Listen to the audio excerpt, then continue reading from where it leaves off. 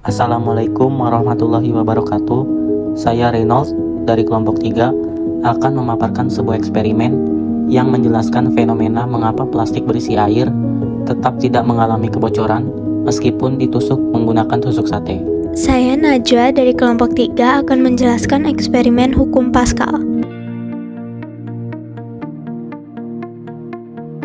Eksperimen hukum Pascal, di mana hukum Pascal menjelaskan bahwa tekanan yang diberikan pada zat cair di dalam ruang tertutup akan diteruskan ke segala arah dengan sama besar.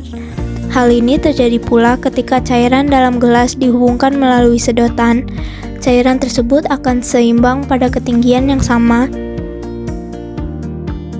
karena tekanan yang diberikan pada cairan akan diteruskan secara merata ke segala arah dengan kekuatan yang sama.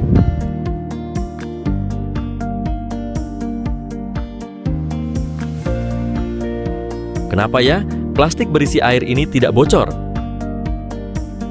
Padahal sudah ditusuk dengan pensil. Padahal jelas ada tekanan air di dalamnya. Saat plastik diisi air, air memberikan tekanan ke segala arah. Tekanan ini disebut tekanan hidrostatis, yaitu tekanan yang muncul karena berat air itu sendiri. Tekanan air ini sebenarnya mendorong air agar keluar melalui lubang bekas tusukan pensil. Namun, dorongan tersebut ternyata tidak cukup kuat. Lubang tusukan berada dekat permukaan air, sehingga kedalaman airnya kecil.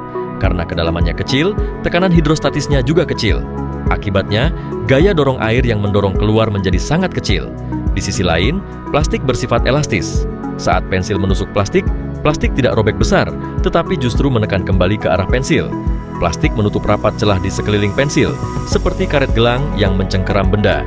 Terjadilah adu kekuatan antara tekanan air yang mendorong keluar dan gaya elastis plastik yang menekan ke dalam. Karena gaya elastis plastik lebih besar daripada gaya dorong air, air tidak bisa keluar. Jadi, air tidak bocor, bukan karena tidak ada tekanan, melainkan karena tekanan air masih kalah oleh elastisitas plastik. Kalau volume air ditambah atau lubangnya dibuat lebih besar, tekanan air bisa menang dan air pun akan mulai bocor.